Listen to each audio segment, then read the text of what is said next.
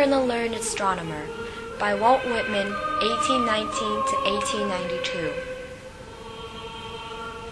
When I heard the learned astronomer, when the proofs of figures were arranged in columns before me, when I was shown the charts and the diagrams to add, divide, and measure them, when I, sitting, heard the astronomer, where he lectured with much applause in the lecture room, how soon uncountable I became tired and sick.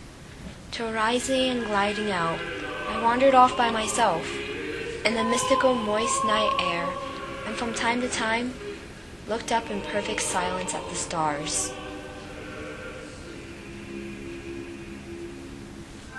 By using simple poetic devices of figurative speech combined with the image rich of literal meaning, Walt Whitman outlines a powerful and meaningful moral the reader takes and keeps to the heart. This particular poem has a free flow form to it. In fact, Walt Whitman, an American poet, was called the father of free verse. Born on May 31, 1819, and died on March 26, 1892, Mr. Whitman's works are considered prose-like. And When I Heard the Learned Astronomer, Mr. Whitman depicts that there is a huge gap between studying something for your entire life and actually experiencing it. All the numbers, charts, and diagrams in the entire world can't sum up the mystery, power, and beauty in the universe. You need to view it from your own eyes rather than through the lens of a mere textbook.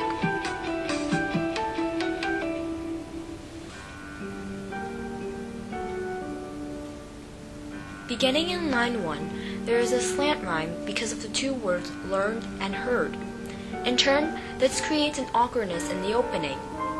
In line 2, the narrator begins to list the things he was expected to learn to us. He says, "Were arranged in columns before me." And yet, the list we see stretches out horizontally. They become even longer in lines 3 and 4. Then we are exposed to a particular word choice filled with mathematical diction. There are still no mentions of astronomy, only boring math language.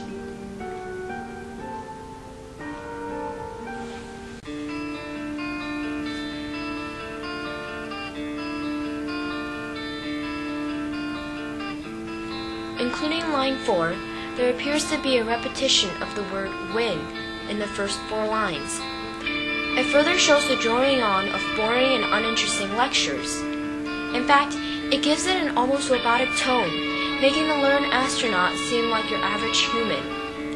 Mr. Whitman also repeated the title as the beginning line.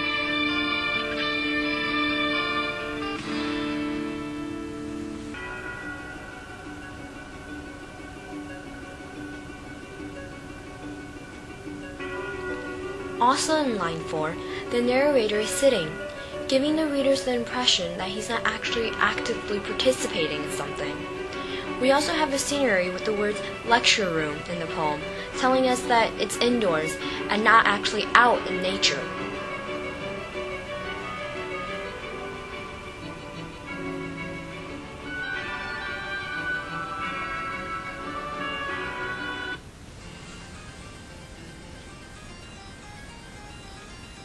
Starting at line 5, there is a turning point, a change of emotion. It emphasizes exactly how boring the lecture was by saying, "How soon uncountable." Continuing in line 6, the narrator rises and glides out of the room. This is a figurative way of simply saying walking outside. Gliding is actually a hyperbole, which exaggerates how easily the narrator left the room. By interacting with the nature, Mr. Whitman gives the meeting that mysterious feeling.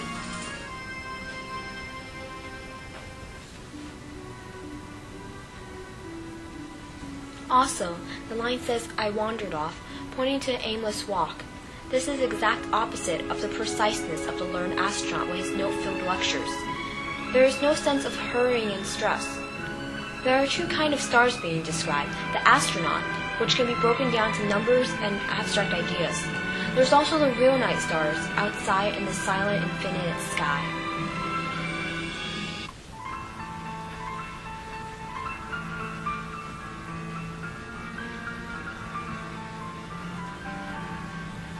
By describing the air outside as mystical and moist, it gives it a completely different feeling when compared to the air inside the lecture room.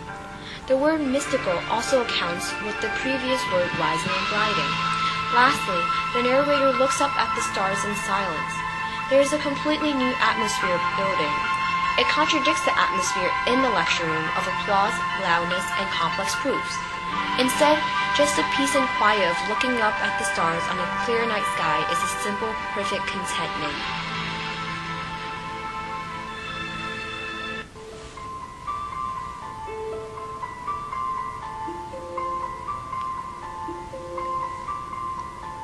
As concluded from When I Heard the Learned Astronomer, Mr. Whitman is not telling us to be ignorant, but rather to be simplistic.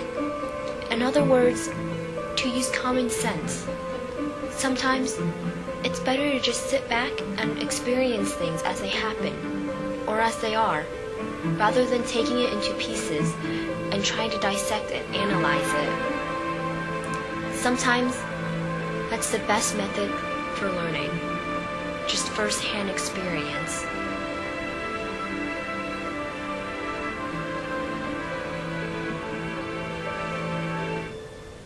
You want it all, but the world won't give it up. Your eyes are closed, but you have got to go on. Ever since I came to her before, there's nothing left but peace.